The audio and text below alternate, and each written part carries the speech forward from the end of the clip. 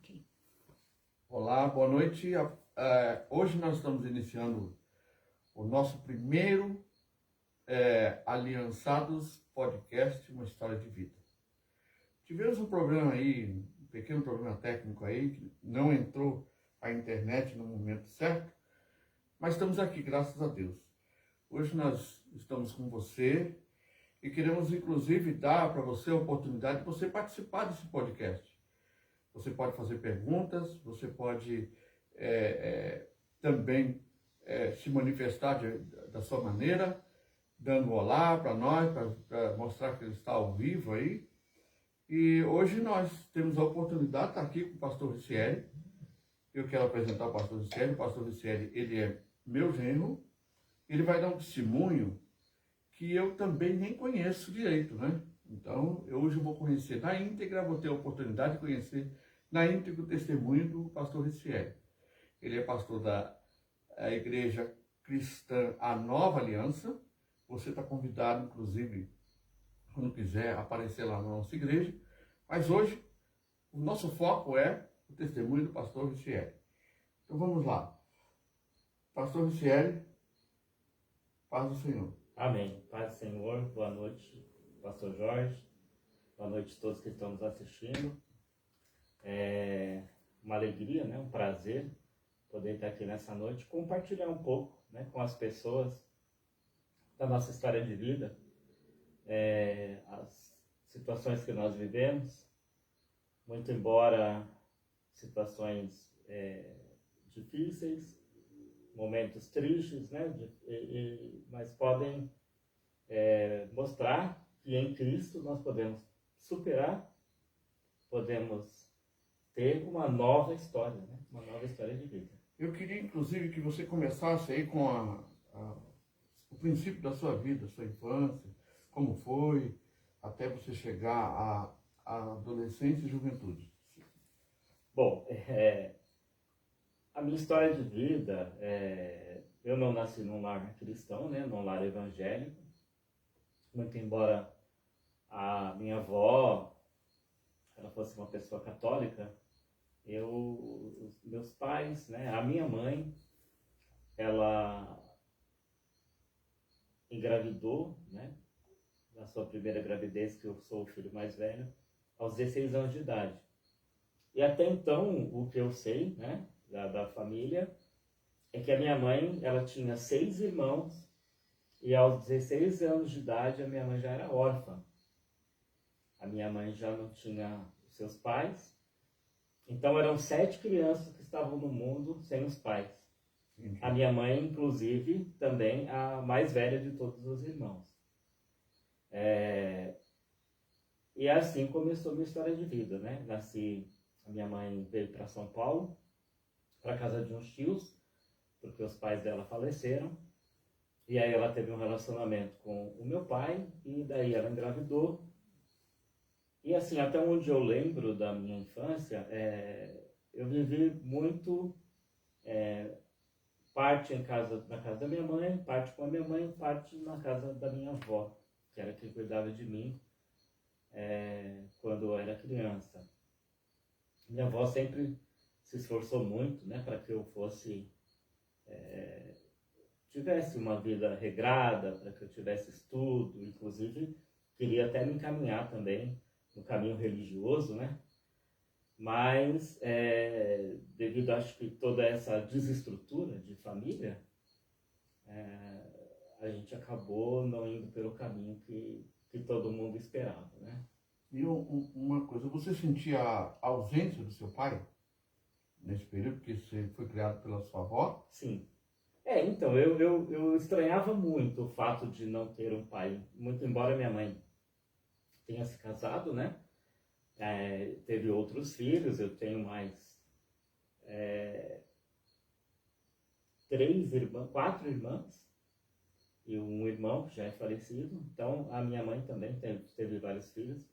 Ela voltou a se casar, o marido dela depois faleceu, mas eu nunca tive essa referência de pai. Eu sempre achei muito estranho, né, o fato de eu não ter assim essa referência de pai. E é importante a gente salientar isso, porque isso vai mostrar lá na frente o quanto isso afetou a sua vida, a ausência do pai, a referência do pai. Parou, está dizendo que parou, não? Não, não parou. E isso, claro, leva ao desenrolar da vida com uma certa dificuldade. Sim. Então, o que eu achava muito estranho, pastor, quando eu era criança, é que a minha avó, ela sempre foi, ela tinha muita, ela era muito comunicativa. Minha avó já é falecida, né? Sim. Ela era muito comunicativa. Então, a minha avó, ela tinha contato com todos os vizinhos, toda a vizinhança conhecia. Minha avó teve imobiliária no bairro onde a gente nasceu, né? E ela conhecia muita gente, então, e por consequência, muitas pessoas também me conheciam. E eu estranhava muito o fato de que algumas dessas pessoas, amigas da minha avó, eu às vezes ia na casa delas brincar com os filhos e tal, e eu ouvia sempre dizendo que eles queriam me adotar. Ah, eu quero adotar esse menino. Eu pensava, mas eu já tenho uma família, por que estão querendo me adotar? Justamente porque todas as pessoas já tinham ciência, né? Que a minha família era uma família totalmente desestruturada. A minha mãe não tinha condição, né, de criar os filhos e tudo com muita dificuldade. Então, eu virava e mexia, eu ouvia alguém dizendo que queria me adotar. Eu achava muito estranho isso. E aí, eu só fui tomar conhecimento de fato do que havia acontecido quando eu já tinha 14 anos de idade, né? Que o meu pai, de fato, ele não assumiu, porque ele negava o relacionamento com a minha mãe. Foi uma coisa meio controversa, né? A gente não consegue, às vezes, saber de fato o que aconteceu. Só quem sabe de fato o que aconteceu foi a minha mãe e ele. Então, cada um tem uma versão dos fatos e a gente nunca sabe quem qual é a versão verdadeira. E como foi, assim, o início da sua adolescência e que você sai um pouco fora do contexto de um jovem que caminha direto com a faculdade, com a escola, terminando? Como foi o seu início? Aonde isso te levou? Você podia contar para nós? Então, aí começa a história, né, na verdade. Eu me lembro que aos 9 anos de idade, pastor, aos 9 anos de idade, a minha avó queria que eu fizesse catecismo. A igreja era próxima de casa, então ela me matriculou no catecismo, me deu lá uma cadernetinha, uma bíblia, e ela queria que eu frequentasse. E numa dessas idas, né, eu cheguei a frequentar, eu acho que uma aula no catecismo. Aí, numa dessas idas para o catecismo, encontrei um grupo de amigos e tal, e aí, aos 9 anos de idade, eles estavam com um frasco, assim, um pano, me chamaram, vamos ali cheirar benzina. Aos 9 anos de idade, eu tive o meu primeiro contato. E aí passei ali o período que era para eu estar dentro do catecismo, cheirando benzina com eles. Esse foi o meu primeiro contato, na verdade, com drogas, aos 9 anos de idade. E pastor, isso é importante para você aí que está nos assistindo, prestar atenção nos seus filhos, principalmente nessa faixa de idade. A gente sempre acha que eles não estão envolvidos com nada disso, mas você precisa prestar atenção no seu filho. Você vê que 9 anos, houve ali o convite dos amigos, né? A influência da amizade às vezes leva a gente a caminhos obscuros, né? Como é o caso dele. Pode continuar. Então, e aí, esse foi o primeiro passo, né?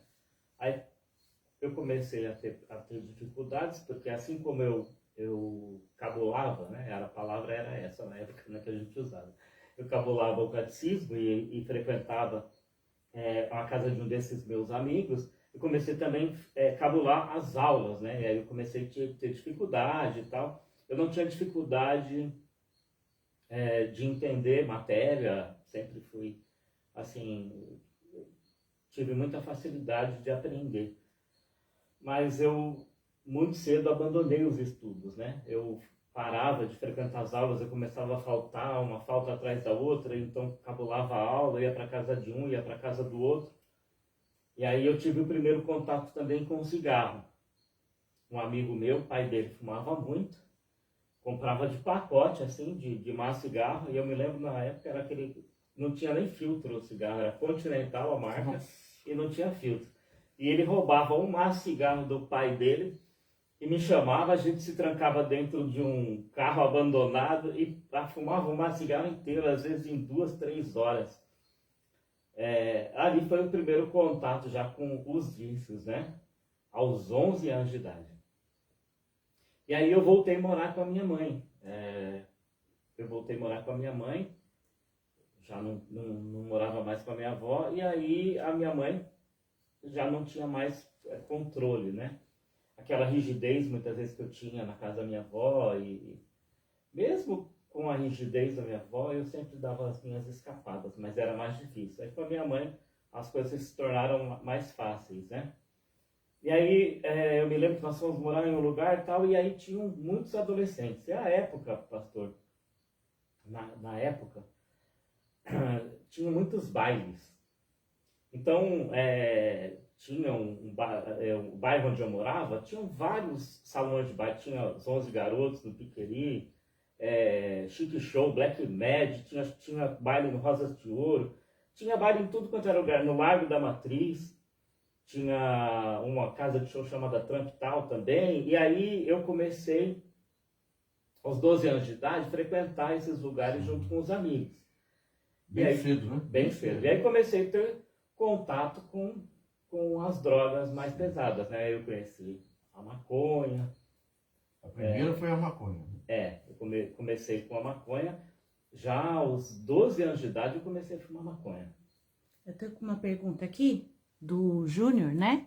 Paz do Senhor, gostaria de perguntar para o pastor Ricieri qual foi a maior dificuldade durante a adolescência por não ter uma estrutura familiar tradicional. Atrapalhou em seu desenvolvimento emocional, estrutural, confiança, etc.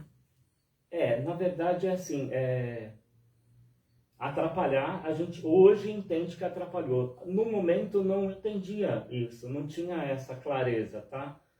Não tinha clareza. Na verdade é assim, quanto mais eu me envolvia, mais eu queria me envolver. E por não ter, né, atrapalhou nesse aspecto, por não ter os pais presentes, né, prestando atenção, corrigindo, chamando, né, tentando tirar daquele caminho, então eu fui me aprofundando muito mais do que os outros amigos.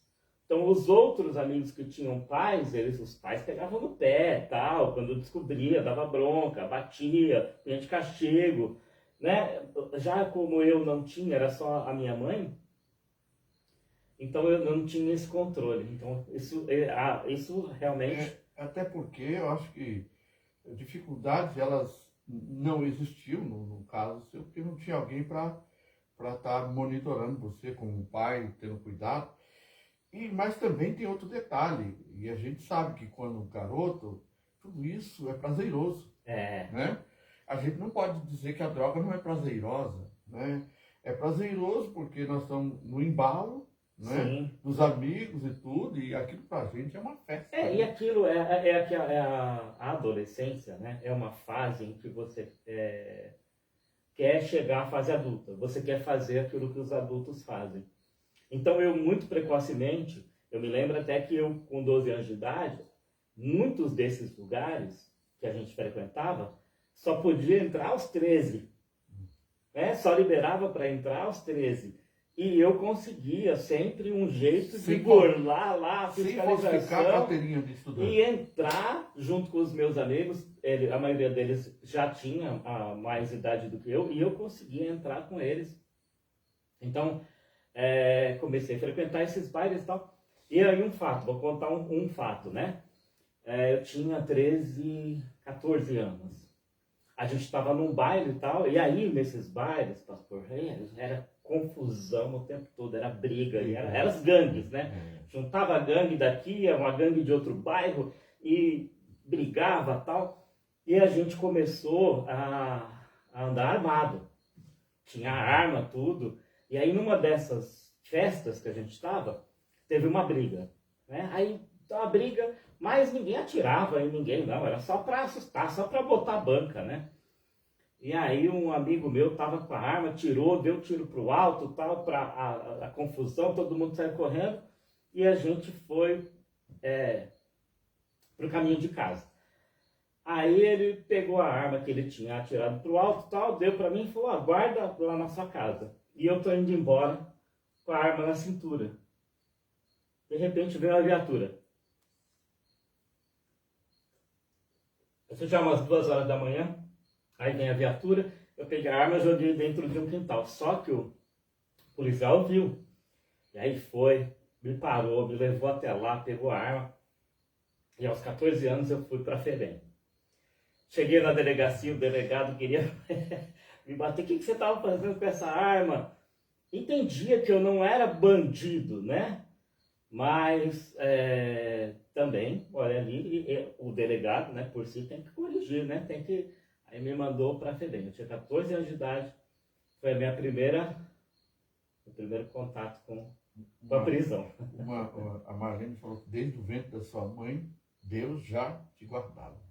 Amém, amém. Eu acredito nisso, Então essa foi a primeira aventura assim que me trouxe medo, né?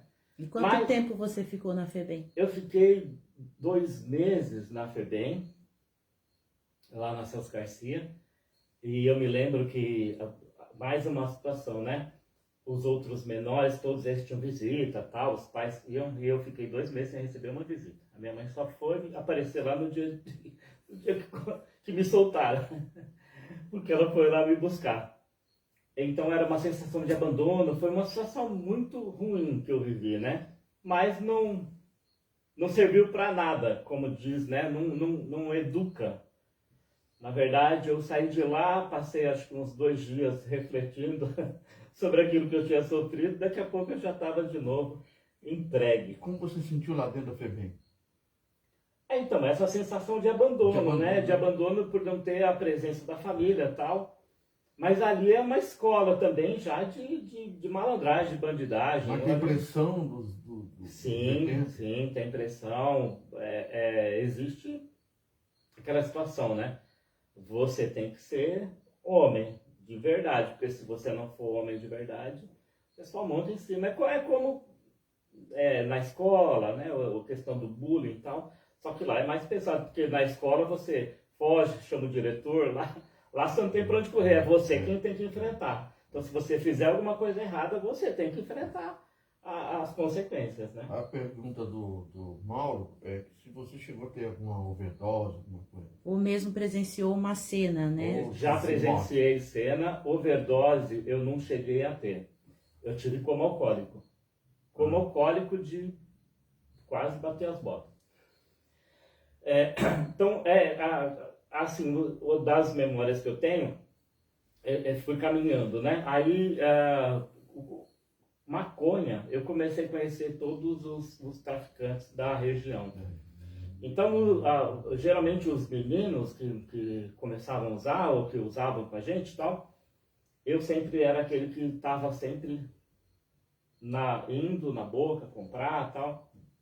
E eu me viciei tanto em maconha, pastor, que eu comprava já de tablete, eu não comprava mais, como o pessoal falava, né? Eu vou usar as expressões aqui, porque quem está assistindo, às vezes, até que tem o contato com a droga, vai saber, porque eu estou falando de fato, eu já estive desse lado. Então eu não comprava mais paranga, né? Eles falavam, vai lá buscar uma paranga, que era um pacotinho, uma trouxinha. Não, eu já comprava de tablete, 50 gramas, 100 gramas. Então eu já acordava, a primeira coisa que eu fazia antes de escovar os dentes, eu ia para o banheiro, eu enrolava o baseado, eu já acendia, já fumava, depois que eu ia escovar os dentes, tomar café, passava o dia. E que efeito fazia em você a maconha? Então, um efeito relaxante. A maconha ela tem um efeito relaxante, né? Dava muita fome. E no início, né? Quando eu comecei, a qualidade das ervas era diferente, né? Então tinha situações assim que dava ataque de riso. A gente começava a rir e não parava mais. Então é por isso que vinha essa curtição, né? O desejo de estar ali naquela situação é porque tudo estava tranquilo, né? Ela é uma droga que ela relaxa. Ela estimula o apetite, ela relaxa, ela deixa você tranquilo, ela faz você ficar alegre. Então, eu me viciei muito rápido nisso, E né? da maconha você já foi direto para cocaína ou foi para as anfetaminas? Enfim? Não, da maconha, eu fumei muito tempo maconha, junto eu cheirava cola, eu cheirava lança-perfume. Eu já passei várias noites, pegava cola de sapateiro, colocava no saquinho e ficava cheirando cola. Teve uma época também que no carnaval era lança-perfume. Então, essa A época da sensação era adolescência... diferente. É, Quando cheirava. era totalmente diferente. Era outra. Tinha hora que você ficava fora de si mesmo. Eu já cheguei a ver muitas pessoas tombar. Tá lá, tal, daqui a pouco apaga e bum, cai, cheirando cola e cheirando lança-perfume também. Já vi até pessoa quase sofrer acidente. A gente estava outra vez cheirando lança-perfume em cima de uma laje. O rapaz quase caiu de cima da laje pro abismo, sabe? Porque tinha uma hora que apagava, assim. Então, eu fui me envolvendo muito, sabe, pastor? Fui me envolvendo muito com isso. Então, tudo quanto era tipo de... Eu era aquele cara... A gente até estava brincando, minha esposa e eu, hoje de manhã, né? E ela falou se você era descolado.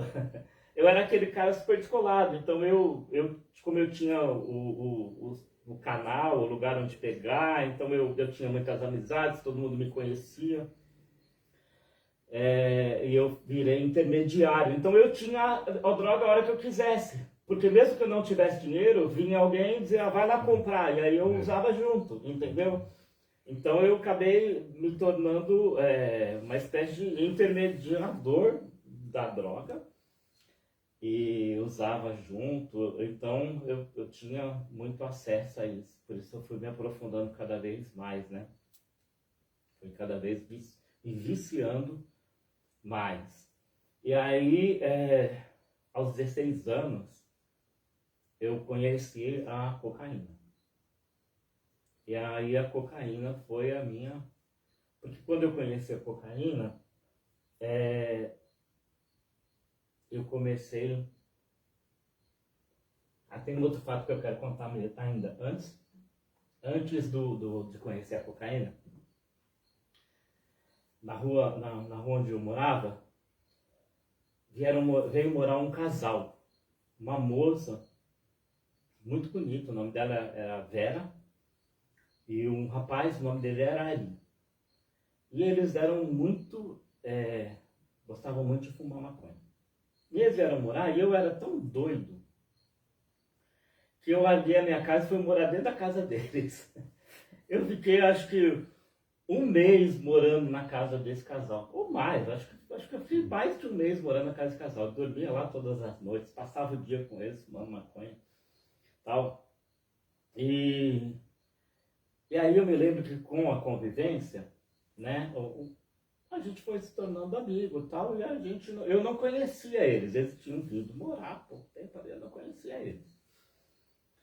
E aí,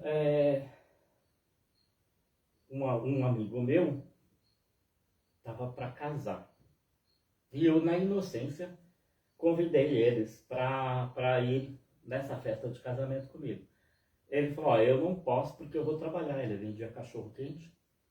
Eu não posso porque eu vou trabalhar. E a esposa dele, eu achei até estranho, disse, eu vou com você no casamento. Tá bom, né? E aí ela foi comigo no casamento. Nesse casamento, bebi muito. Eu bebia muito. Né? Eu não tinha contato só com... Eu já bebia muito, bebia demais. Tive vários comas alcoólicos. Quando eu ia nessas festas, muitas vezes voltava vomitando as tripas, né? Já caí no chão de cachorro lamber minha boca. Aí a gente voltou para casa, essa moça e eu, e ele estava trabalhando. Aí a gente estava sem a chave, ela fez eu entrar pela janela, eu era tão magro, eu entrava pelo vitrô. Ela fez eu entrar pela janela, abrir a casa e tal, e entrou, e de repente ela começou a se insinuar para mim, aquela moça, e ela era esposa do amigo. E a gente, quando não teme a Deus, né, a gente não pensa. E aí eu me relacionei com aquela moça. Né? Isso com quantos anos? Com 14 anos. 14 anos. E a moça tinha quantos anos? A moça devia ter uns 25 anos. Meu Deus. É. Só que não, o fato que eu não sabia, e depois que eu me relacionei com ela, né, que eu tive relação com ela,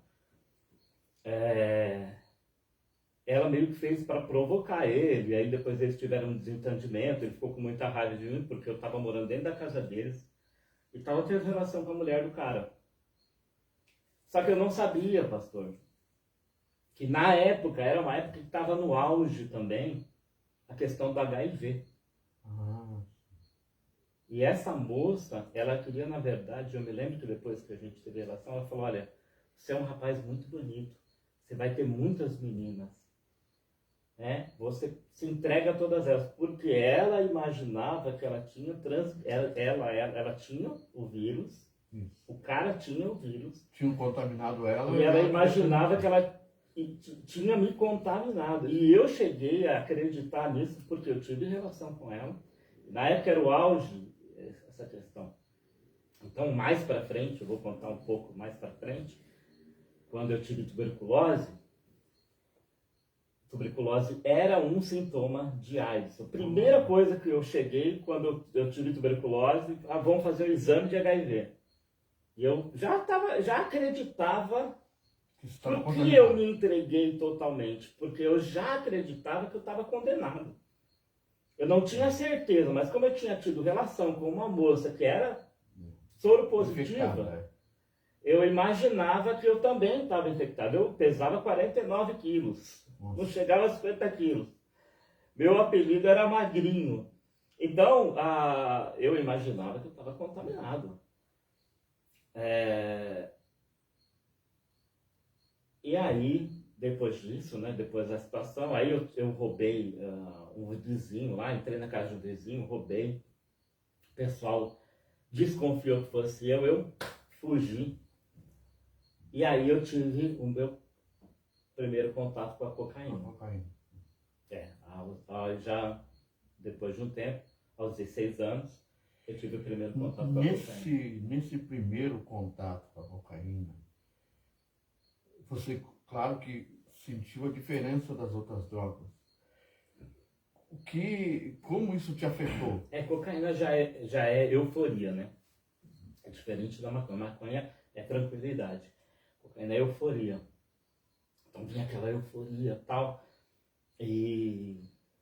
Mas o efeito é muito rápido. Então, a pessoa que começa a usar cocaína, se ela não tem controle, se ela tem dinheiro e não tem controle, por isso que ela entra na overdose, porque ela vai usando, passa o efeito, ela já quer outra, já outra e outra.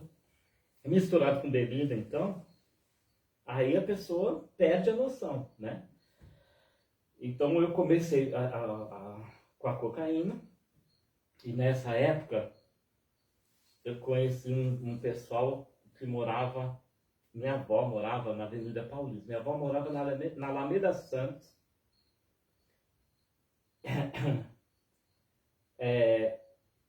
Agora eu esqueci o nome da rua, pastor, mas era Alameda Santos, pertinho da Brigadeiro Luiz Antônio. Na rua que tem o ginásio do Ibirapuera. A Edilene está assistindo aqui você. Né? Aí minha avó morava ali, e eu fui morar, e aí eu conheci uma galera lá da Avenida Paulista. Nessa época eu usava cocaína, conhecia muitas bocas lá no bairro onde eu morava. Então essa galera, então eles me pagavam para eu ir lá para a freguesia do Ó buscar droga para eles. Aí eu ia buscar droga para eles, voltava. E aí eles me ensinaram uma outra coisa, me ensinaram a roubar o uísque no mercado, garrafa de uísque e toca-fita, na época toca-fita de carro. Então estourava o vidro, roubava toca-fita, pegava, trocava por cocaína. E a vida foi assim. Minha avó percebeu que eu estava andando com uma galera da pesada, né? E disse que eu tinha que voltar para casa da minha mãe. Para eu não voltar para casa da minha mãe e não ficar na casa da minha avó, na Paulista, hoje acho que não tem mais, mas na época tinha uns casarões ainda, na Alameda Santos tinha casarão, na Avenida Paulista tinha casarão. Eu me enfiava dentro desses casarões e morava dentro dos casarões. Eram abandonados. Era casarão abandonado e a gente fazia daquele casarão abandonado a nossa casa. Aí tinha uma galera, então a gente roubava de dia, vinha para a freguesia ia para a freguesia do Ó, comprava droga, vendia, e aí eu me lembro de andar assim com pacote de dinheiro, arma na cintura. Essa época já comecei a crescer. Aí andava com arma na cintura, pacote de dinheiro, roubava, tinha droga o tempo todo e tal.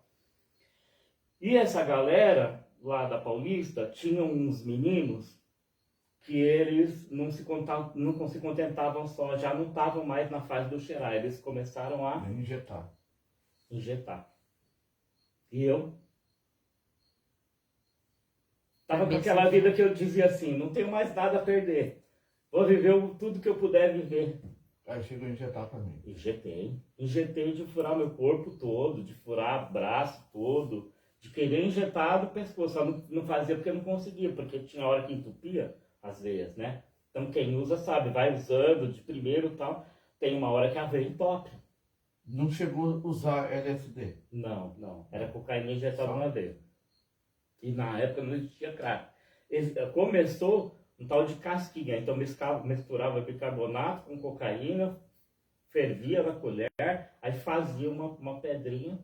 Na época não tinha como hoje, né? O crack já vem de pronto. Na época não tinha crack pronto. A gente mesmo fazia. Então eu participei de todas essas fases.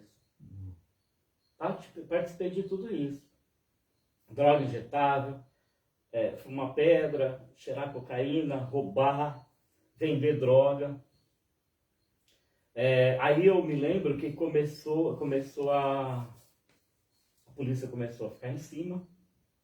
A gente estava nesses casarões e tal, começaram a prender vários dos meus amigos. E eu disse, eu vou voltar para a freguesia do Ó, que era onde minha mãe morava. Voltei para a freguesia do Ó. E na freguesia do Ó, eu continuei, né? Aí já não usava mais droga injetável, porque não tinha na freguesia do Ó pessoas que usavam droga injetável, mas continuei com a cocaína. E aí eu fui me aprofundando cada vez mais, me tornando cada vez mais viciado. Não tinha mais condição de trabalhar, ninguém me dava emprego, é lógico. Na rua, no lugar onde eu morava, tinha um cassino. Era uma espécie de um cassino, era uma casa de jogo de tudo quanto é tipo de jogo de baralho. E eu não saía dali. Então eu aprendi a jogar todos os tipos de jogos de baralho. Nesse lugar onde se jogava baralho, tinha um jogo que chamava Ronda, que era um jogo que aí ali vinha traficante, vinha policial, vinha dono de empresário, dono de agência de carro, era só... E aquele monte de dinheiro em cima da mesa. E ali a gente passava as noites, jogando baralho, cheirando cocaína. Jogando baralho, cheirando cocaína. E você conseguiu esconder isso da sua família toda? Então, minha família, assim, nessa época, eu já tinha me afastado da minha avó, né? Minha avó continuou morando na Avenida Paulista e tal. Eu não tinha mais contato com o pessoal da família do meu pai. Eu só tinha contato com a minha mãe. A minha mãe, ela não tinha estrutura. Sim. Então assim, eu passava a noite na rua e chegava de manhã em casa. E aí foram vários anos da minha vida assim.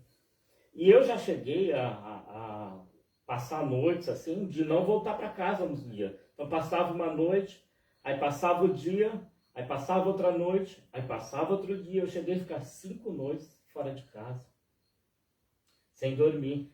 E aí quando a pessoa usa cocaína, dificilmente eu mesmo não comia. Então sem dormir, sem comer, era usando droga e bebendo. 5 noites. A Edilene diz assim que desde muito cedo você sofreu por vários motivos, mas a mãe, ela diz assim, minha mãe orava por ele dia e noite, porque ele é o nosso primeiro sobrinho e amamos mais do que tudo. Também amo muito minha família. Minha família é a minha estrutura, né? Hoje eu olho para minha família assim com muito carinho, é a minha estrutura. Mas e me diz uma coisa, como você chegou, em que período da sua vida você chegou a contrair a tuberculose? Então, quando eu passei esse período de... Ah, tá, vamos lá. Eu tenho mais uma fase que a gente não pode deixar de contar. Então eu fui dos 16, fui aumentando a minha idade. Então, quando eu completei 18 anos, e aí eu continuava roubando. Eu voltei da Paulista para a freguesia, mas eu continuava roubando. E aí, quando eu completei 18 anos, eu completei no dia 15 de abril de 1991. No dia 26 de abril, eu fui roubar com um pessoalzinho lá, me chamaram e tal. Ah, vamos roubar um toca-fita. Eu já tinha alguns que eu tinha vendido, eu estava com dinheiro, tudo, eu nem queria ir. Mas me chamaram e falei, vamos lá. 26 de abril de 1991. Fui roubar um aparelho, toca-fita do carro. Estourei o vidro, peguei o aparelho, quando eu tô descendo, vinha uma viatura. Eu entrei na rua, aí veio o pessoal atrás de mim, eu sei que fui preso. Com 11 dias que eu tinha completado 18 anos. Aí eu falei, bom, eu vou mentir minha idade, né? Você é maior? Não, eu sou menor. Eu tinha um corpo de menor, cara de menor. Não, eu sou menor. E aí me levaram para a delegacia. Chegou lá, eu não apresentei o documento, mas aí descobriram que eu tinha completado 18 anos. E aí eu enfrentei 40 dias de cadeia. E foi pior que a FEBEM, né? Sim. Fiquei 40 dias preso numa delegacia. Era uma delegacia nova, lá em Pirituba. Não tinha banho de sol, né? Então foi 40 dias sem ver a cor do sol. Eu me lembro que no dia que veio meu alvará de soltura, que eu saí, que o sol bateu no meu rosto, eu cheguei a ficar até tonto.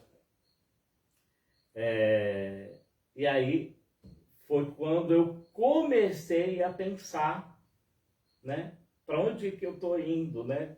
Para onde que eu tô indo? Quando eu comecei a pensar sobre isso. Ri, nesses casarões foi quando você conta que a polícia pegou vocês e bateu e conta o fato de que eles colocaram vocês para ficarem pulando nas catatumbas do... Não, isso quando a gente eu já morava aqui na freguesia do Ó. Então, a gente tinha um lugar onde na rua onde a gente morava, uma quadra de esporte.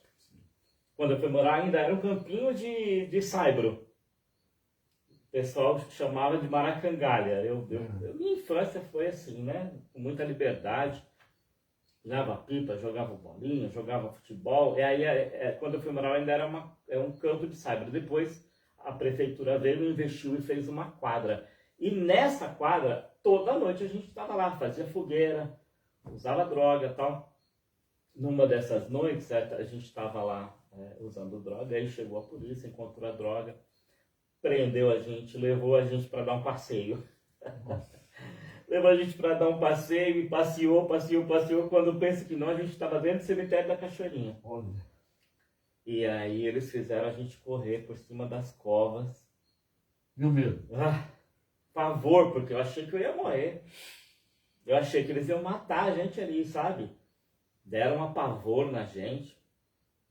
E fizeram a gente correr por cima das covas lá dos mortos, com medo de cair dentro do mar. Só uma coisa. Gente, vocês estão vendo? Eu nunca soube desse testemunho dele. Eu sabia uma coisa assim, bem superficial daquilo que ele está contando aqui. Eu acho que minha família inteira está conhecendo isso hoje. Então eu quero desafiar você. Se você acha que é importante esse testemunho, para você replicar isso para outras mães, outros pais, outros adolescentes, que têm seus filhos e muitas vezes você não percebe que seu filho está entrando numa onda como essa. Então, veja esse testemunho, vê o quanto isso foi terrível na vida do Ricieli. Ele vai contar aqui como ele foi liberto, né? Porque nós ainda estamos no estágio ainda de que ele está caminhando nessa direção, mas até o ponto onde ele realmente foi mudado. Então, mas acha que é importante, compartilhe esse vídeo, ele está ao vivo agora, ele depois vai ser replicado no YouTube, e a gente vai compartilhar, mas você compartilha agora, depois quando ele estiver no YouTube, você também compartilha, porque é muito importante muitas pessoas conhecerem esse testemunho. Vai impactar muitas vidas para a glória do nome de Jesus. Amém? Então vamos continuar. Então, pastor, e aí quando eu tive essa minha primeira prisão, né? Eu saí, eu comecei a refletir, né? Será que é isso que eu quero para minha vida e tal? Mas não tinha jeito, não tinha outra alternativa para mim. Eu já estava imerso nas drogas, no sistema, né? Então, não tinha mais como voltar. Mas a minha mãe, ela conheceu a Cristo, e ela começou a frequentar uma igreja, e eu não critico, eu tenho muito temor em criticar a igreja, os métodos das igrejas, porque eu fui alcançado por Cristo de uma maneira louca, né? Então minha mãe começou a fazer uma campanha, e na igreja, onde ela começou a fazer a campanha, entregavam uma rosa para ela levar para casa. E aí ela levava para casa a rosa, e na outra semana ela tinha que levar aquela rosa e pegar outra. Minha mãe teve uma estratégia. Ela falou, porque assim, várias pisadas na bola com a minha mãe e tal, eu via que a minha mãe estava sofrendo, né? E o apelo dela ela não tinha força para me parar. Então o apelo dela era meio que emocional. Aí uma dessas ocasiões, ela pegou uma rosa toda murcha e falou para mim assim, filho, eu estou fazendo uma campanha na igreja, só que eu estou me sentindo muito mal, eu não vou conseguir hoje, e eu não posso quebrar essa campanha. É muito importante que eu não quebre essa campanha. Então eu queria pedir para você levar para mim a rosa lá na igreja e trazer outra. Então você vai lá, você vai assistir a reunião, aí no final da reunião você vai dar essa rosa murcha para eles vão te dar outra e você vai trazer para mim, porque eu não posso quebrar a campanha. Pensei, bom, eu vou fazer isso pela minha mãe, né? Eu vou fazer isso pela minha mãe. Peguei a rosa murcha no caminho, pensando, eu preciso dar um jeito de arrumar uma rosa por aí, que eu não vou à igreja coisa nenhuma, mas não conseguia arrumar rosa em lugar nenhum. E aí eu falei, bom, vamos lá, né? Vou fazer esse sacrifício pela minha mãe. Eu conto esse testemunho porque foi muito interessante. Eu estrei dentro da igreja, pastor, e aí eles eram um culto muito animado, né? Estavam cantando. Na época era bem diferente do que é hoje. Eles cantavam muito, né? E eu me lembro que a igreja estava participando muito desse momento, e eles cantavam assim, né? Quero que valorize o que você tem, você é um ser muito importante para Deus. E aí o pastor dizia assim para as pessoas, agora você aponta para quem... Opa! Não se preocupa com isso não, isso é detalhe. Aí o pastor falava assim, agora você aponta para a pessoa que está do teu lado e fala para ela assim, você tem valor. O Espírito Santo se move em você. E as pessoas começaram a apontar para mim, e abria o sorriso e dizia assim, você olhava nos meus olhos, dizia assim, você tem valor. E na minha cabeça, eu ficava pensando assim, olha só o que a gente pensa. Ficava pensando assim, isso porque você não me conhece. Porque se você me conhecesse, você ia dizer o que todos os meus vizinhos dizem. Você não presta, você não vale nada. Mas as pessoas ali que não me conheciam diziam, você tem valor. Você tem valor. E aquilo marcou em mim, sabe?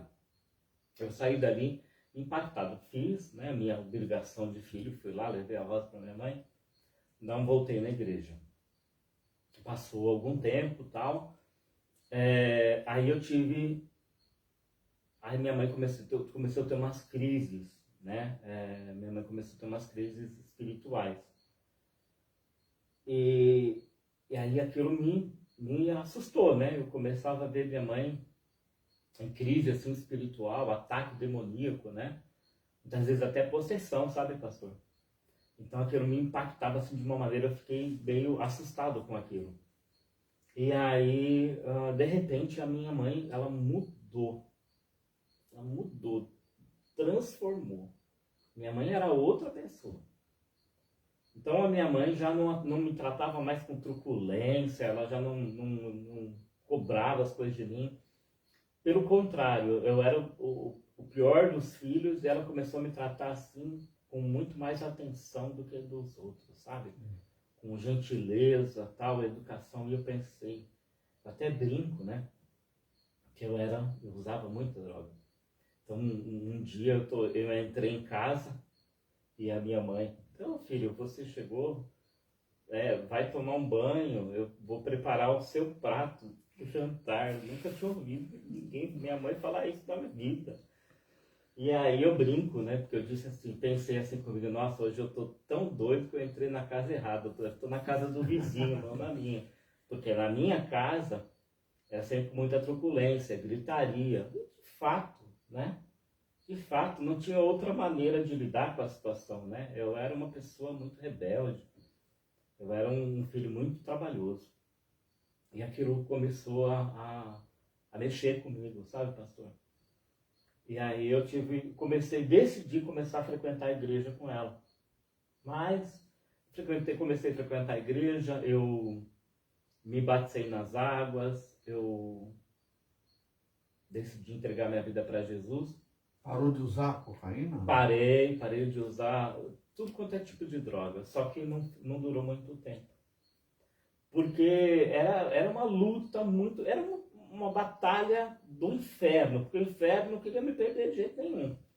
Então, todos os dias, não tinha um dia que não ia, mesmo eu dizendo abertamente para todo mundo, eu não quero mais, não tinha um dia que não fosse alguém. E às vezes batia um na minha casa, vamos comigo comprar droga, porque lembra que eu falei que eu que conhecia tudo? Sim. Vamos comigo comprar droga. Não vou, parei. Insistia, até eu conseguir convencer ele que eu não ia mesmo, ele ia embora, daqui a pouco já vinha outro. Você chegou a sofrer alguma ameaça? Não, ameaça não, mas os meus amigos, eles não me largavam de jeito nenhum. Contando o fato que aconteceu dos traficantes invadirem a casa dos seus pais. Isso, né? Isso foi um pouco posteriormente. Eu falei que ia ser pouco tempo, mas sei lá. Então eu decidi, né, entregar minha vida para Cristo e tal, e comecei mas aí a insistência foi muito grande e tal. E aquela luta, eu não conseguia, né, me livrar dessas pessoas. Elas estavam me cercando o tempo todo. O tempo todo elas estavam me cercando. E era muito difícil. Me lembro que na rua onde eu morava, além dessa quadra, aos domingos era uma rua de lazer. Então fechava as duas pontas assim do quarteirão da rua. E aí na rua tinha uma galera que ficava jogando vôlei, outra galera jogando ping-pong, outra galera jogando bocha. E colocava até a mesa de sinuca no meio da rua e tal. Então a rua ficava cheia. E eu me lembro que, vindo do culto, domingo de manhã, a rua cheia, a rua parar, todo mundo para dizer, olha lá o pastor, né? E aquilo foi para mim um peso muito grande, né? Eu me desvincular daquilo, porque era a minha essência de vida. Sim. Todo mundo me conheceu, né? Então era zombaria e tal. Mas eu até no início consegui suportar. Mas com o passar do tempo, eu entreguei, né? E que período da sua vida você foi realmente liberto? Então, aí foi posterior. Aí é como a Bíblia diz isso, né, pastor? A Bíblia diz que quando um espírito sai do homem, ele anda, e aí ele volta, encontra a casa vazia, volta e traz outros 7 piores que ele. Então, esse meu desvio dos caminhos de Cristo foi o terror da minha vida. Foi o terror da minha vida, porque a partir daí, então, eu mergulhei de cabeça nas drogas, comecei a vender droga. Então, eu pegava droga para vender, usava tudo. E aí ficava devendo, no outro dia ia lá, pegava mais. Aí pensava, agora eu vou vender, com o lucro eu pago o que eu estou devendo, mas não conseguia. E foi mergulhando de cabeça. E aí, como a Rádio falou, um dos traficantes que eu estava devendo, primeiro pegou meu carro. Foi lá, pegou meu carro emprestado, tal, sumiu com o carro. Na época eu já tinha carro. Eu não tinha emprego, eu não tinha, mas eu tinha carro. Aí eu pegou meu carro, tal, e levou. Aí eu fiz que fui atrás dele, peguei o carro de volta. E aí ele queria tomar meu carro pela dívida que eu estava devendo, que eu tinha com ele. E ele foi, e aí ficou tentando abrir meu carro na porta de casa, não conseguiu. Ele pegou, ele estava armado, ele entrou dentro da casa dos meus pais, atrás de mim. Eu estava escondido vendo tudo. Para querer me matar. Por causa de dívida de droga. De droga. Outra ocasião, como eu falei, eu não dormia mais à noite. Eu dormia de dia. Não tinha uma noite que eu dormisse em casa. Não tinha uma noite que eu dormisse em casa. Isso foram 5, 6 anos da minha vida, a época que eu fiquei desviado. Eu não dormia em casa. Então, todas as noites eu estava na rua. Eu chegava em casa de manhã, muitas vezes lá para o meio-dia, quando não nem voltava, virava para outro dia, para outro dia, para outro dia, para outro dia. E numa dessas noites, estava com os amigos, a gente andava muito a pé. Nessa época eu já não tinha mais carro, a gente andava muito a pé. Aí estávamos na boca e tal. A gente foi comprar droga, e aí subimos a rua e eu tive assim, na verdade, eu tive assim uma sensação estranha. E um dos amigos que estava comigo também teve essa mesma sensação. A gente sempre ficava conversando, tal, com o pessoal, e nesse dia a gente entrou e alguma coisa dizia pra gente que a gente tinha que sair dali. E aí nós pegamos a droga e viramos as costas. Quando nós vínhamos descendo a rua, né, o pessoal estava aqui, nós entramos, pegamos a droga e a gente vinha descendo, entrou um carro aqui. Entrou um carro, passou por nós, era uma rua assim de 150 metros a extensão da rua. Então a gente pegou a droga, vinha descendo, quando a gente acabou de virar as costas, o carro entrou na rua. Quando foi andando, passou por nós esse carro e nós estávamos aqui. Esse carro parou, a gente ouviu tudo. Esse carro parou, as portas abriram e aí a gente não ouviu outra coisa senão disparo de arma. Foi muito tiro. Acho que chegaram a dar uns 80 tiros. Muito. Saíram 4 pessoas do carro, todas elas armadas, com arma automática, e não paravam de atirar. E a gente ainda estava na rua. A gente, quando ouviu aquilo, saiu desesperado, correu, pulamos dentro do quintal de uma casa, ficamos escondidos. Nós estávamos em 4. Eu e esse meu amigo subiu, tinha mais 2 embaixo. Estamos correndo, encontramos outros 2, pulamos dentro do quintal e tal. E quando a gente estava do outro lado da avenida, dentro do quintal da casa, a gente ainda estava ouvindo o tiro. Isso assim, depois de um susto desse, o camarada vai para casa, se esconde, se tranca. Não, nós passamos a noite na rua, andando para um lado para o outro, usando droga. Aí fomos para outra boca comprar droga. E para outra boca comprar droga. Quando no outro dia de manhã, nós voltamos, olha só, cabeça de um drogado. No mesmo lugar onde a gente tinha ouvido aquele monte de tiro. Estava lá os corpos no chão, assim. Aquela noite aconteceu, como dizem por aí, ali, uma chacina, né? E várias pessoas morreram. Quem morreu? Gente que estava ali, os traficantes, junto com gente que estava comprando. E eu estava ali nesse momento que aconteceu a chacina. Não sosseguei. Passei a noite na rua no dia de manhã, voltei, vi os corpos lá no chão. Mas aquilo não fazia eu parar, pensar. Como eu disse, né? Quando eu me desviei larguei os caminhos de Cristo, foi a ruína da minha vida, né? Então, como eu disse, eu passava todas as noites na rua, sereno, bebida, droga, sereno, bebida, droga. Então, de tanto sereno, bebida e droga... outro detalhe. Fumava muito. Então, eram 4, 5 mais cigarros numa noite. Até mais, às vezes. Então, muitas vezes acabava o dinheiro, acabava a droga, né? E aí saía procurando bituca de cigarro pelo chão. E aonde que eu comecei a procurar bituca de cigarro? Na porta do hospital. Porque eu pensava assim, o O cara acendeu o cigarro, tá fumando, o médico chamou, ele joga o cigarro inteiro fora.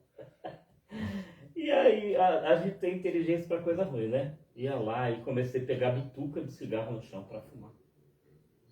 Eu acredito que são vários fatores, né? O sereno, a exposição ao frio, o cigarro da boca dos outros, o contato com muita sujeira. Eu fiquei tuberculoso. Você não sabe a origem do contágio. Não sei a origem do contágio. Eu sei que eu comecei a ter aquela crise de tosse, mas tossindo ou não tossindo, eu saía, eu fumava, eu bebia, eu cheirava, eu usava droga. Tinha uns amigos que gostavam de crack, eu não gostava, mas já usei muito crack com eles também. Aí eu comecei a ter aquelas crises de tosse, de repente comecei a escarrar, né?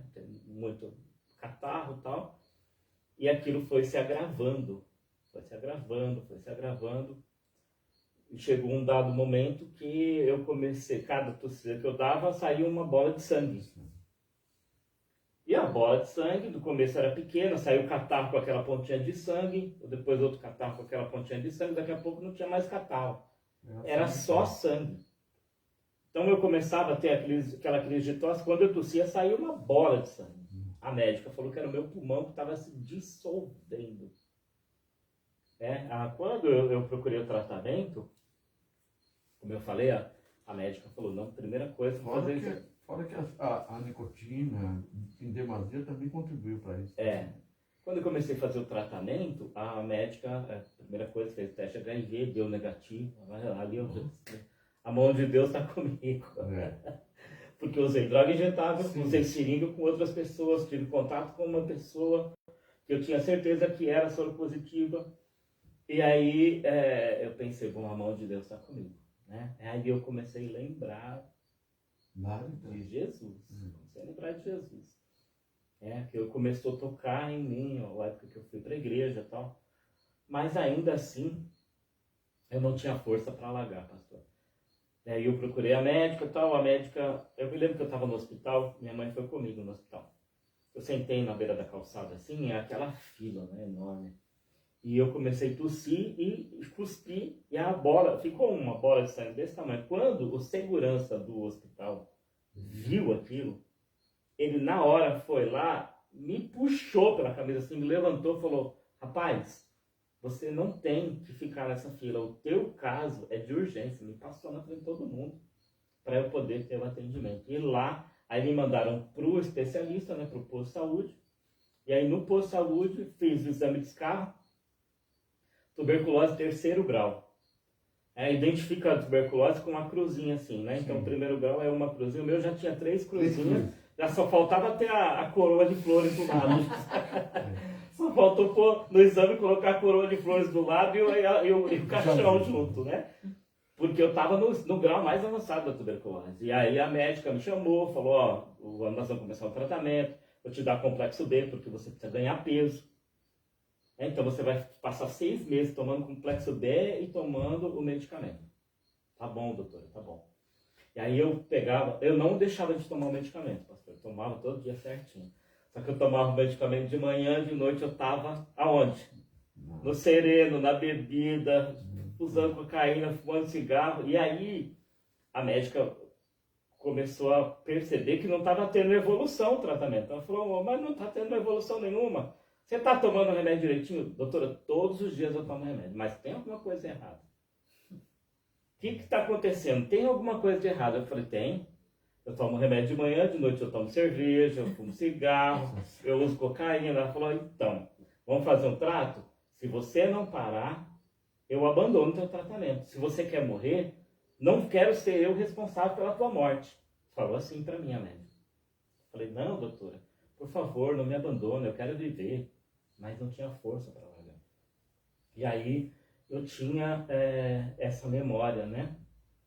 De quando eu tinha frequentado a igreja, né? Eu não tinha me convertido, eu tinha frequentado a igreja.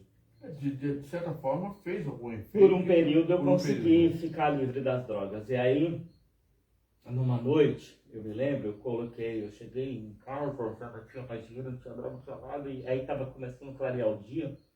peguei um aparelhinho que eu tinha na época, aquele Walkman, coloquei o fone de ouvido, e aí as coisas de Deus são assim, né? Sintonizei numa rádio, o pastor dizendo assim, olha, eu vou fazer na minha igreja uma campanha de 3 dias, vão ser 3 dias seguidos. Se você vier os 3 dias, a sua vida vai mudar. Eu falei, eu preciso disso, é isso que eu preciso. E eu fui. E passei aqueles 3 dias fazendo a campanha. E depois dessa campanha, a minha vida realmente mudou. Glória a Deus, né? Glória a Deus. A minha vida realmente mudou. Deus falou comigo de uma maneira sobrenatural. Eu passei a acreditar que tinha jeito para a minha vida. E eu decidi, eu falei, não vou mais essa droga. Eu vou viver uma nova vida. E eu me lembro, na época, as minhas tias sempre tentaram me ajudar e tal. E aí a minha decisão de viver a verdade, de viver o evangelho, de me apegar a Cristo foi tão grande que eu liguei para uma tia minha que estava me ajudando. E eu estava enganando ela. Ela me dava dinheiro para eu ir para a escola. E eu pegava o dinheiro que ela me deu para a escola e usava com droga. E aí eu falei, eu vou contar para ela toda a verdade. E aí eu contei toda a verdade para ela. Falei, olha, eu realmente não presto. Não vale a pena investir na minha vida, mas eu acredito, até hoje não valeu a pena investir na minha vida. Eu falei para ela, mas eu acredito que a partir de hoje eu vou ser um novo homem. E aí eu comecei a frequentar uma igreja próxima da minha casa. Um amigo. Eu fiz um amigo, um grande amigo. O Sérgio, o pastor Sérgio. E ele se afeiçoou a mim. E Deus começou a usar ele para me cativar cada vez mais ao evangelho. Então eu era a sombra dele. E era assim, eu ia para a igreja e ele não me deixava embora. Ele falava, fica aí. Fica para o próximo culto, fica comigo, tal. E eu comecei a passar os dias na igreja. Eu acho interessante isso, porque Deus sempre prepara alguém para estar ao nosso lado quando nós estamos começando. Eu tive isso também, né? Inclusive, essa semana mesmo, morreu uma pessoa que foi tão importante para mim, no princípio da minha conversão. E foi Deus que preparou ele, preparou outros. E a gente vê que na sua vida também Deus preparou alguém para estar ali ao seu lado, te apoiando. E esse homem ele foi um anjo de Deus na minha vida. E aí eu parei, porque assim, né, era o convívio com os amigos que me levavam a ter, né, as recaídas e tal. E aí eu já não me convivia mais com os amigos. Os amigos iam me procurar e diziam, não, eu tenho um compromisso. Eu corria para a igreja. E passava o dia ali com o pastor Sérgio. E os primeiros dias eu cheguei a achar droga na rua. Achei droga na rua. Minha vida inteira eu quis achar uma pacote de droga, nunca achava, tinha que comprar. Às vezes quando não tinha dinheiro eu tinha que roubar. Roubava e cheguei a roubava, virei, o pessoal fala, né, nóia. Eu roubava botijão de gás dos vizinhos, eu roubava a bicicleta dos filhos dos vizinhos, até mangueira. Ia lá no quintal pro lado e roubava a mangueira. Eu roubava tudo que tinha pela frente. Eu era uma pessoa em quem não se podia confiar, né? Porque eu estava totalmente entregue.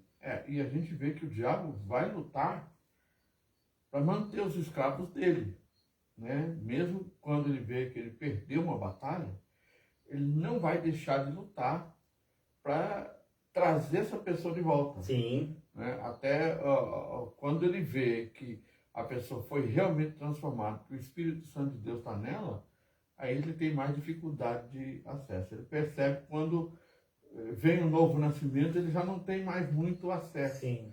Mas enquanto a pessoa ainda estiver no entusiasmo, ele ainda vem com tudo, oferecendo tudo para fazer você cair. E ali foi a decisão que mudou a minha vida, né? Como eu disse, eu não foi assim, eu entreguei a vida para Cristo, agora os problemas acabaram, o diabo parou de me atacar. Não, ele continuou me atacando.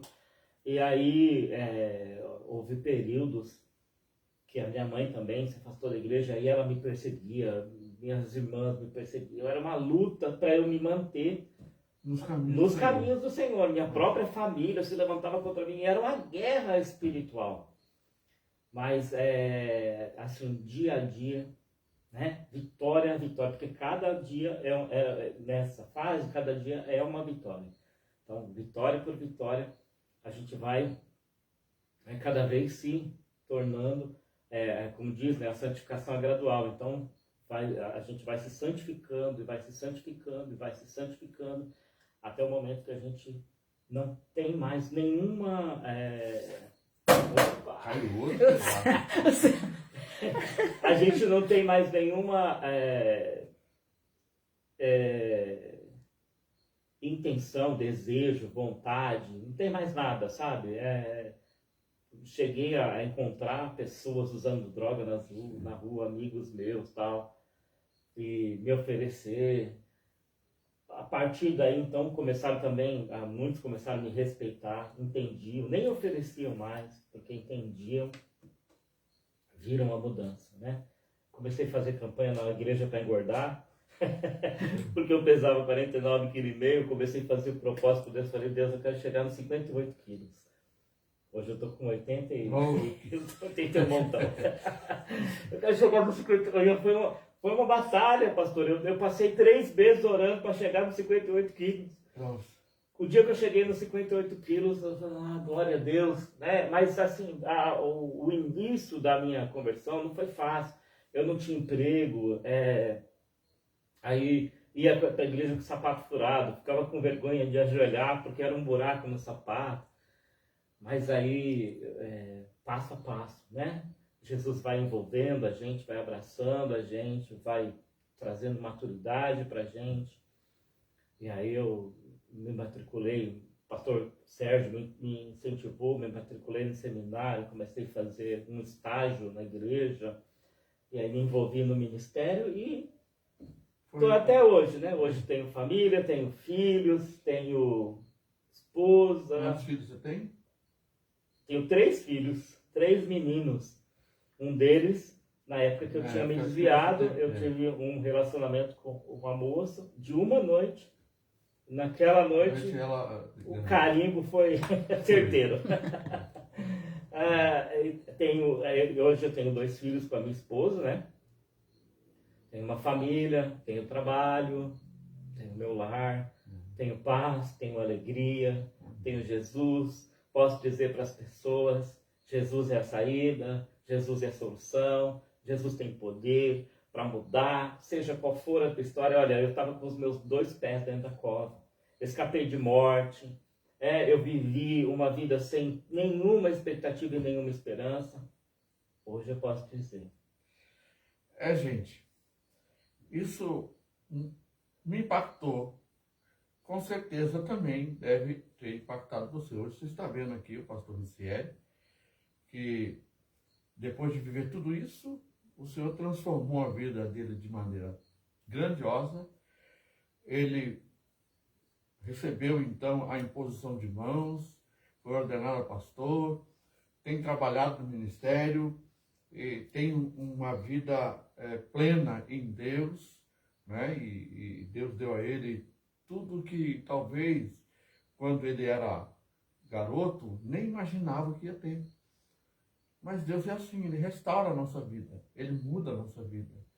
Não significa que a gente vem para os caminhos do Senhor para Ele nos dar benefícios que a gente espera. Ele, naturalmente, supre a nossa necessidade. Ele diz, buscai primeiro o reino de Deus, a sua justiça, e as demais coisas vos serão acrescentadas. Bom, gente, você viu aqui que nossa placa aqui caiu, nosso painel. Porque, na realidade, o nosso intuito não é a estrutura do podcast. Não é fazer uma coisa bonita. Mas é trazer um testemunho que vem impactar a sua vida. É mostrar que Jesus é Senhor, Ele pode transformar a vida de quem você ama. Se você compartilhar esse vídeo e estiver sabendo, conhecendo alguém que está vivendo essa situação, ou família, ou parente, ou amigo, você pode compartilhar esse podcast com os seus amigos E ele vai ser, com certeza, Deus vai usar esse podcast, vai usar esse testemunho para transformar a vida de quem você tanto ama. Nós ficamos felizes com a sua participação. E eu sei que muitos ainda vão ver, tanto pelo Facebook, quanto também pelo o YouTube, quando nós formos replicar isso no YouTube, vão assistir. Você pode continuar, inclusive, mandando aí os seus recados, os seus comentários, fazendo seus comentários, que nós vamos ver isso. E aquilo que tiver, a gente vê que precisa de uma resposta, nós vamos dar essa resposta para vocês. Esse é o nosso primeiro podcast de uma série que só Deus sabe até onde vai. Nós vamos, daqui a 15 dias, vamos ter um outro podcast com um novo convidado. Esperamos você aqui conosco, participando disso, porque certamente Deus vai edificar a sua vida. Eu quero Amém, dar uns pastor? detalhezinhos só. Dá um recado aí. Só uns detalhezinhos com relação à vida, né? Porque até então eu tinha abandonado os estudos. Eu retomei os estudos, eu me formei no ensino médio, depois eu fiz um curso técnico, eu cheguei a cursar a faculdade.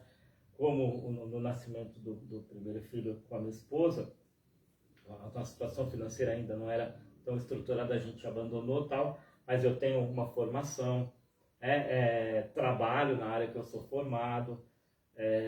A médica que falou para mim que ia abandonar meu tratamento, me abraçou no final do tratamento e pegou o meu raio-x e disse: olha, eu imaginava que você ficaria com cicatrizes no pulmão, mas o seu pulmão foi completamente regenerado. Glória a Deus.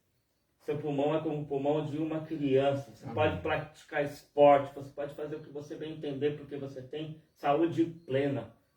Então eu ouvi isso, entendi que foi Deus restaurando completamente a minha vida, né? Tudo aquilo que aos 45 anos de idade eu recebi o nome de pai na minha certidão de nascimento, nos meus documentos, né? E eu me lembro de Deus falando ao meu coração: olha, hoje eu mudo o seu nome. Amém.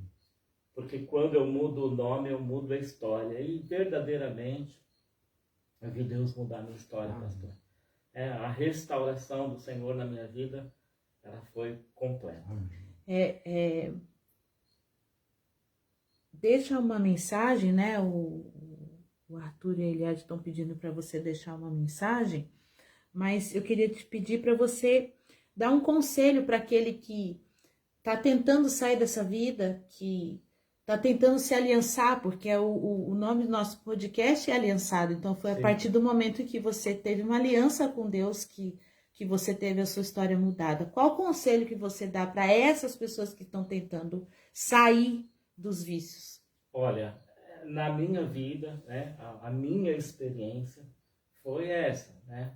Eu me apeguei com Deus com todo o meu coração, né? Eu decidi viver uma nova vida, né? Então eu procurava não frequentar ambientes em que eu pudesse ser suscetível àquelas fraquezas que eu tinha. Eu passei a conhecer as minhas fraquezas. Então, se eu não tenho força para enfrentar, eu não vou enfrentar. Eu vou me refugiar em Deus. Então, antes hoje eu enfrento.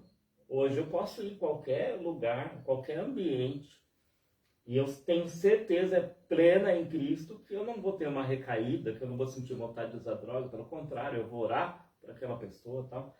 Mas naquele momento eu busquei aquele refúgio em Deus.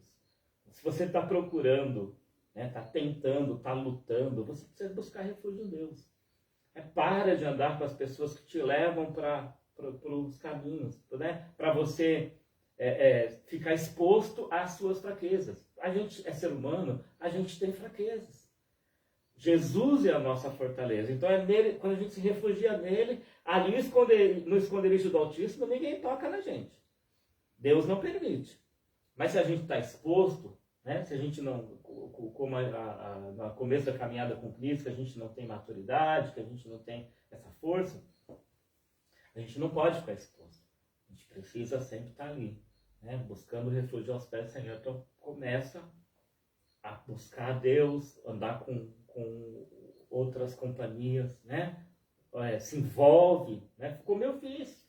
Chega na igreja, se envolve, né? Se prontifica, se envolve, porque aí você vai começar a fazer amizades novas, a sua mente vai ser transformada, né? A palavra vai transformando a mente e você vai recebendo de Deus força. A minha experiência foi essa. Tem pessoas que elas pegam internação, ficam isoladas algum tempo, tal, quando saem, e aí muitas vezes tem recaída justamente por isso, né? Porque voltam aos mesmos ambientes. Então, o ambiente, você precisa mudar de ambiente, você precisa mudar, começar a frequentar outros ambientes, de preferência, né? E dentro da igreja você tem essa estrutura. A nossa igreja, nós não temos tantas atividades, mas na sexta-feira a gente está junto, na terça-feira a gente está junto, no domingo a gente está junto, né? Então, a pessoa que quer força para sair, ela tem que se envolver. Estar em todos os cultos, ter sede, ter fome, se refugiar em Deus, como eu falei, eu acredito, porque na minha vida aconteceu. Na realidade, nós estamos a semana inteira em contato com os irmãos, porque nós temos no WhatsApp as devocionais que nós fazemos todos os dias. Sim. Né? Ali lendo a palavra de Deus, nós temos o envolvimento Isso. através do WhatsApp. Sim. Né? O contato com a palavra, a leitura. Então, esse é o remédio, esse é o caminho. Né? Aí está a cura. A cura está em Deus. Né? Mas como a médica falou, né? Eu tomava o remédio, mas eu estava num ambiente que o remédio não fazia efeito. Então, se você vai para a igreja, tem contato com a palavra, depois você vai para um ambiente que neutraliza aquilo que foi, aquela dose que foi injetada em você, você não vai conseguir se superar, né? Então, a médica falou para mim, se você não largar isso, eu vou abandonar o seu tratamento. Por quê? Porque o remédio não ia fazer o efeito. Então, o evangelho é a mesma coisa, ele faz o efeito à medida que você procura se distanciar daquilo que vai neutralizar a sua fé, daquilo que vai te expor à tentação. É esse o caminho. Bom, gente, para a gente encerrar, Jesus disse assim, eu sou o caminho, a verdade e a vida. Ninguém vai ao Pai se não for por mim. Então, você que está vendo, ou que vai ver esse podcast, e esse testemunho falar ao seu coração, hoje, não deixa para amanhã, hoje, entregue seu coração para Jesus, recebe Jesus como teu Salvador e Senhor, se arrependa dos seus pecados, certamente Jesus vai entrar na sua vida e vai transformar toda a sua vida e toda a história da sua vida como transformou a história da vida do pastor Ricieri. Então eu quero agradecer a sua presença aqui conosco, nosso aliançados, né? Aliançados, porque nós estamos aliançados, agora está faltando um pedaço do aliançado, mas Aliançados Podcast, uma história de vida. Nós vamos trazer na próxima aqui também alguém que tem uma história de vida para passar isso para todos nós, a gente conhecer um pouco a história de cada um e aquilo vai fortalecer a vida de cada um. Nós agradecemos sua presença em nome de Jesus. Amém. Até lá.